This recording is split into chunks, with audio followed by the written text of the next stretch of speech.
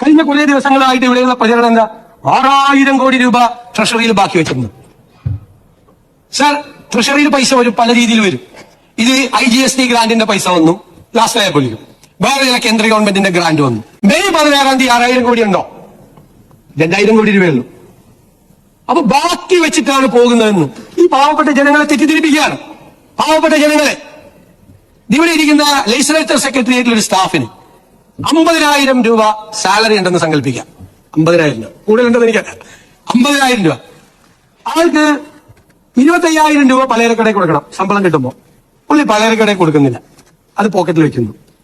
പാല് മേടിച്ച കാശ് കൊടുക്കുന്നില്ല. 1-ാം തീയതി ആവുമ്പോ പാലുകാരൻ വരുമ്പോ കൊടുത്തില്ല. പത്രക്കാരന്റെ കാശ് കൊടുക്കുന്നില്ല. മനസ്സിലായി? ആർക്കും കൊടുക്കുന്നില്ല. ആ ഇറച്ചിയും മീനും മേടിച്ച സ്ഥലത്ത് അവർക്ക് പോലും പൈസ കൊടുക്കുന്നില്ല. എന്നിട്ട് ഇദ്ദേഹം പറയാണ്, എന്റെ പോക്കറ്റിൽ 50,000 രൂപ ബാക്കിയുണ്ട്. നിങ്ങളുടെ കയ്യിൽ 6000 കോടി രൂപ ബാക്കിയുണ്ടായിരുന്നെങ്കിൽ LSED മിനിസ്റ്റർ ഇവിടെ ഇരിക്കുന്നു, ലോക്കൽ ബോഡിയുടെ 3-ാം ഗഡു നിങ്ങൾ എന്തുകൊണ്ട് കൊടുത്തില്ല? 1982 കോടി രൂപ നിങ്ങൾ എന്തുകൊണ്ട് കൊടുത്തില്ല? കയ്യിൽ പണം ഉണ്ടായിട്ട് നിങ്ങൾ എവിടെയെല്ലാമാണ് നിങ്ങൾ പണം കൊടുക്കാനുള്ളത്? നിങ്ങൾ ആ പണം കൊടുക്കാനുള്ള ഒരുപാട് സ്ഥലങ്ങളിൽ നിങ്ങൾ പണം കൊടുത്തിട്ടില്ല. പട്ടിക വിദ്യാർത്ഥികൾക്ക്, പട്ടികജാതി പട്ടികവർഗ വിദ്യാർത്ഥികൾക്ക് നിങ്ങൾ കൊടുക്കാനുള്ള പണം എത്രയാണെന്നറിയാമോ? 377 കോടി രൂപ.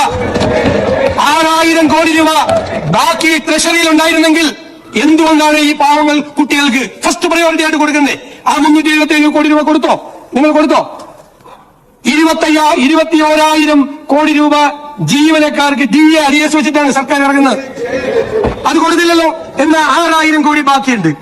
ഒരു അരിയസ് കൊടുത്തേക്കാം, തീരുമാനിച്ചില്ലല്ലോ. പെൻഷനർമാർക്ക് 14,387 കോടി രൂപയുടെ അരിയസ് ഉണ്ട്. ഞാനിനി അതും പോട്ടെ, അതെല്ലാം പോട്ടെ, ആ സപ്ലൈകോയ്ക്ക് കൊടുക്കാനുണ്ടല്ലോ ഒരു 2,893 കോടി രൂപ. ഏറ്റവും രൂക്ഷമായ വിലക്കയറ്റം നിൽക്കുന്ന ഒരു സംസ്ഥാനത്ത് 6000 കോടി രൂപ ട്രഷറിയിലുണ്ട്. ഇനി നിങ്ങളെടുത്ത് ചെലവാക്കിക്കോ എന്ന് പറയുന്ന നിങ്ങൾ എന്തേ അത് കൊടുക്കാതെ പോയത്?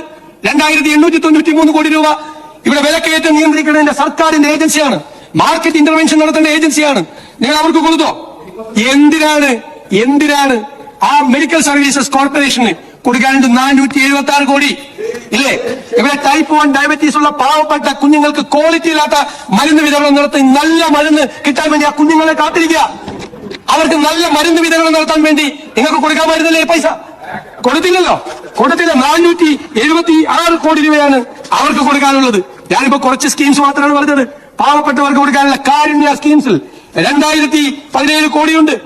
നിരവധിയായിട്ടുള്ള ബാധ്യതകൾ. ഇപ്പോൾ ഇമ്മീഡിയറ്റ് ലയബിലിറ്റീസ് മാത്രമാണ് ഞാൻ പറഞ്ഞത്.